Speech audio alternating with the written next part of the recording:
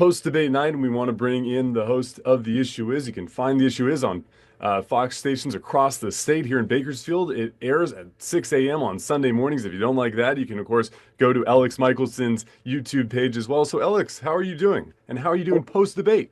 Or set your DVR. Such a DVR. Yes. I'm doing well. How are you? Good to see you. I'm doing well as well. I mean, it's been such a busy last few weeks, and then all of a sudden we have this VP debate last night, and we're expecting some of this, I guess, to leave a mark for another month because we still have another month left. What were your impressions of the VP debate last night? I think it was a strong night for JD Vance. Coming into the night, there was sort of this right-wing caricature of him as somebody who lived in the meme space, but maybe hadn't had an opportunity to connect with people. And I think he presented a kinder, gentler, softer image of himself and of the Republican Party on a lot of issues that was helpful for him. And he looked more comfortable, more confident than Tim Walz. I think it's obvious that JD Vance spends a lot more time on camera doing interviews and engaging with the press, sometimes hostile press. And that I think served him well in terms of being prepared to do that sort of presentation. Tim Walz, especially early on, looked nervous and had some bad moments, especially when talking about his trip to China with an answer that was sort of horrible. He had a moment where he talked about how he's friends with school shooters, which is the kind of thing that becomes a meme.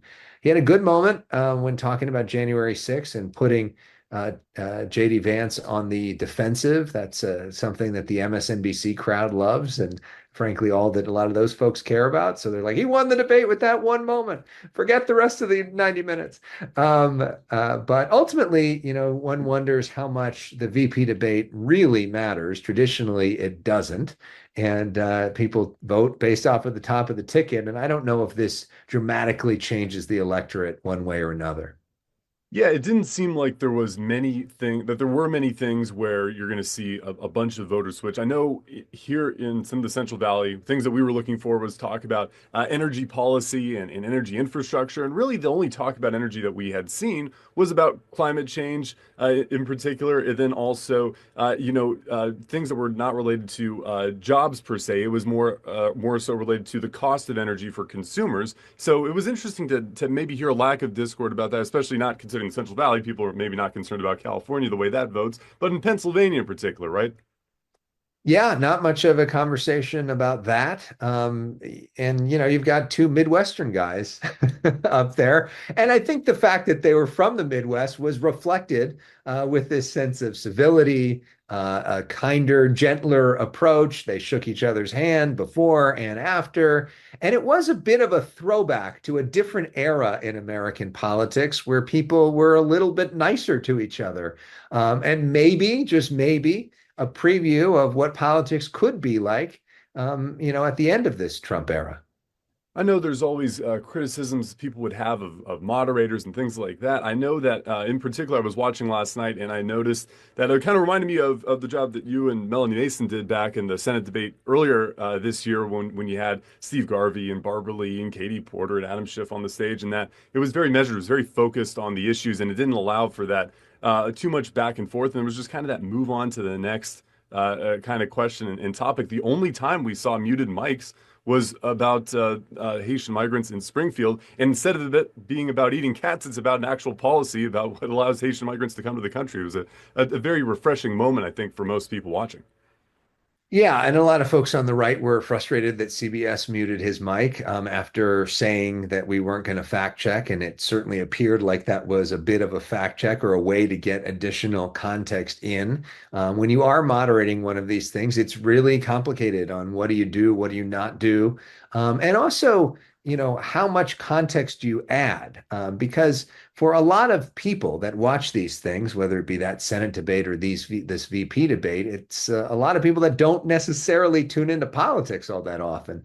And so part of your job is to try to educate them, to bring them along so that they feel included in the conversation and know what everybody's talking about.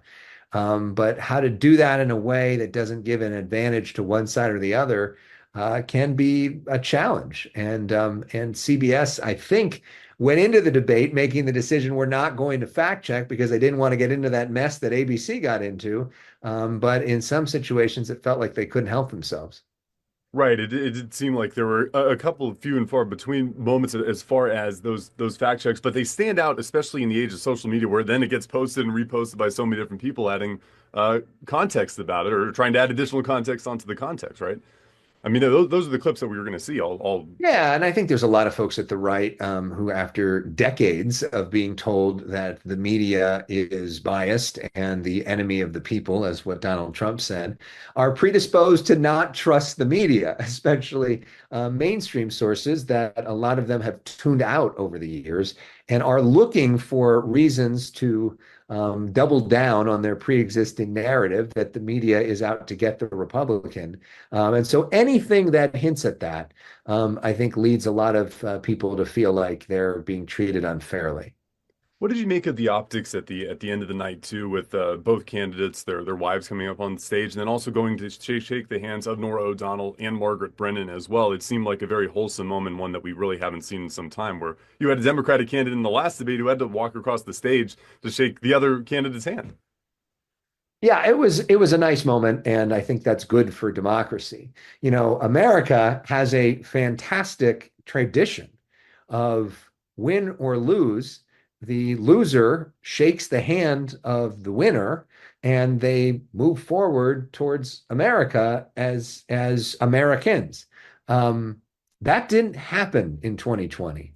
And JD Vance was offering a bit of a revisionist history that I think Tim Walz missed an opportunity to point out. You know, comparing what Hillary Clinton did in 2016 and what Donald Trump did in 2020 is not fair. In 2016, Hillary Clinton came out the night after the election, conceded the election to Donald Trump. Donald Trump went to Washington, met with the Democratic president, Barack Obama, in the White House. And then Hillary Clinton attended Donald Trump's inauguration with her husband, the former president, as a sign of respect. Donald Trump did not do any of those things. He still hasn't conceded the last election. He did not shake Joe Biden's hand. He didn't go to invite him to the White House. He was not particularly helpful with the transition. He did not go to Joe Biden's inauguration, which flies in the face of the precedent of almost every former president. And so they're not the same. And Tim Walz didn't point that out, and JD Vance, you know, tried to equate the two. And to me, even though that was Tim Walz's best moment and sort of reminding folks that JD Vance has not conceded the last election either, that he could have done more on that front. But that tradition of let's shake hands, let's show some common courtesy, let's show the American people that maybe we tone things down a little bit, is important and an important sign to younger people, important sign to supporters that just because somebody is my opponent, they're not necessarily my enemy. And we need to get back to that as a country because things have ratcheted up to a point where people openly talk about civil war, and that's not good for anybody. Yeah, because I think there's a bunch of people that doubt the real possibility of that, even those that engage in those conversations. But as we've seen over the summer with two assassination attempts, one that we know for sure had a bullet that struck the president's ear, it just takes one thing like that and possibly one turn of the head to really see the country erupt. Right. I mean, I don't even think we can think about what would have happened to this country if Trump would have been killed in that moment and what that would have unleashed in our politics. And let's all be grateful that that didn't happen. But yeah, we're right on the edge, and we've seen, you know, from January 6th and to other examples of when things can be out of control. And it is up to us as a people, but it is also up to our leaders to do more to take us into a different place. I think one thing that's interesting coming up, I know we always talk about the October surprise. When is it? When's it coming? We have such a fast news cycle nowadays that it seems like there's so much that can happen all of a sudden or all at once. I think one thing, though, that we can, I guess, potentially prepare for, and it's unfortunate for a few communities involved here, but is the start of the Jewish holiday of Rosh Hashanah, which starts at sundown tonight and will go through tomorrow and such. And then just 4 days later is October 7th, the anniversary, the 1 year anniversary of October 7th. We've seen the potential of demonstrations being staged across the country in different large cities, smaller cities in California as well. What optics does that have going forward for the rest of this month? And of course, Yom Kippur, which starts on October 12th for those observing. Right. I mean, it's a reminder that the October 7th,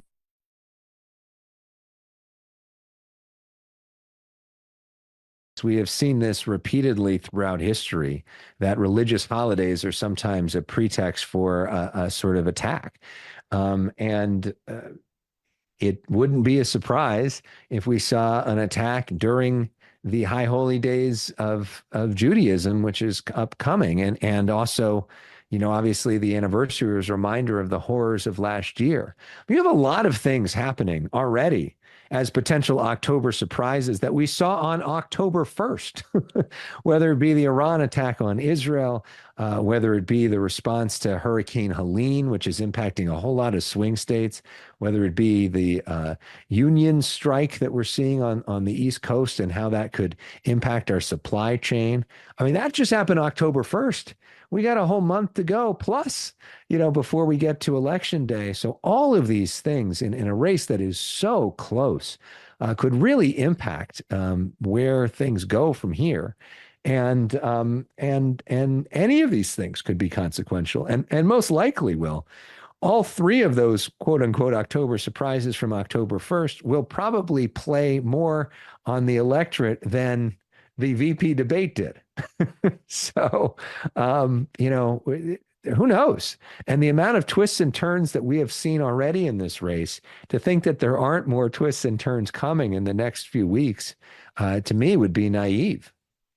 And then to the point of tying this back home to California congressional districts, of course, in the Central Valley, we have up more towards Fresno, we have the John Duarte district. It's a slight Democrat-leaning district with a Republican currently there in John Duarte. It's a rematch from 2022. He's taking on Adam Gray. That was the last congressional race called in California because it was so close.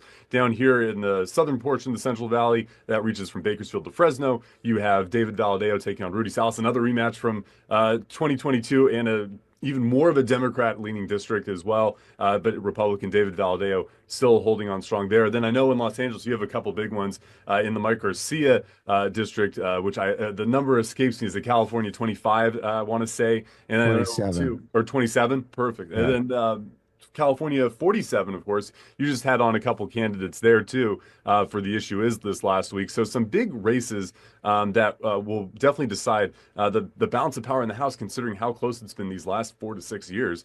I want to ask you, what are the big issues that will sway some of these races in your mind? Well, I think it's a little different depending on the district, and each one of them have their own twists and turns. For example, in Orange County, there are two races that are especially close. One is a district that is a majority minority district that has a lot of different Asian populations that all have their own micro targeting, that different maybe for the Vietnamese than it is for the Chinese versus so there's all sorts of issues at play there versus the other district next to it is Newport Beach and Costa Mesa, and it's a little wealthier and a little whiter. And so some of the issues there are a little different. But big picture, the presidential race has an impact on all of them, which is why it was so important for Nancy Pelosi, who was focused on the Democrats winning the House, to get Joe Biden out of there because they thought he was a huge drag on the ticket for all of these congressional races. Kamala Harris has been helpful in all of these races in terms of helping with volunteers and fundraising and all the rest of it. But you're seeing the same issues in some of these races that you're seeing around the country: abortion rights, immigration, crime. In California, homelessness continues to be a concern. And so those are things you're seeing all over the place. And Democrats think their strength is abortion and Republicans think their strength is immigration. And you're hearing a lot about both of those issues as well. And of course, that main issue of the economy, which seems to be the focus of so many people, and for different reasons too. I mean, we talked to voters the other day about the economy, and one person was talking to us about the affordability of housing for their grandkids versus someone who was talking to us about the affordability of groceries, the affordability of renting, gas prices. There's so many different things that are there, and of course, it'll be interesting to see you cover. What can we expect on the issue is this week? We got quite a show. On the left, Brian Tyler Cohen, the progressive podcaster. On the right, Tommy Lahren, the Fox Nation host. It's going to be really interesting to see the two of them debating each other. Plus, we talk about October 7th with Sheryl Sandberg, the former Meta COO, has this documentary, which is really moving, about some of the victims of October 7th, specifically the victims that were raped and victims of sexual violence. She traveled to Israel, talked to them. It was a very emotional experience. She described it as the most important work she's ever done. We sat down with her at the Museum of Tolerance to talk about that documentary and the way ahead on some of these issues of anti-Semitism. So all of that this week on The Issue Is. And if anybody wants to see a bonus edition of The Issue Is, we did a show with John Cobalt and Lisa Bloom and Melanie Mason right after the debate, which people can check out on my YouTube page, youtube.com/Elex Michaelson. We also put out the show in the podcast form. Just search for The Issue Is as well. I'd say one of the nicest things about always watching your shows is that you have such variety from week to week, so that if you're going to YouTube, it's such a great option because then you can kind of see, okay, let's take a look at the issues for this last month or so, because there's lots of different things that get discussed on your show, and they're always fascinating. Thank you. And people can check it out also on Tubi if people like that, the free streaming service. All of our shows are there available for free on demand. And podcasts. If you're a podcast fan and prefer to listen as you drive, you can see the entire catalog of all the shows we've ever done and start to binge. See, normally I like to do the plug stuff there at the end of the show. You got most of it, although I will go back to the intro where you said DVR. So if you want to do the 6 a.m. DVR route, I don't know how many people are DVRing in 2024, I guess, anymore. But if they are, DVR. You DVR? You don't? No, I don't. No. Okay. I don't DVR. All right, well, never mind. For the viewers that DVR, I take everything I said back. Appreciate your time as I know always. plenty of people that do. I mean, there's different ways. Maybe it's not the same thing, but if you've got YouTube TV, you can record stuff there. If you got direct TV streaming, there's a recording option. However you do it, if you're satellite or cable, they have DVR. So I think there's still millions and millions and millions of people around the country that are DVRing. So I take back my DVR discrimination and say you can watch Elex on all those channels and make sure that you do because you got some good shows. Thank you so much. Thank you very much.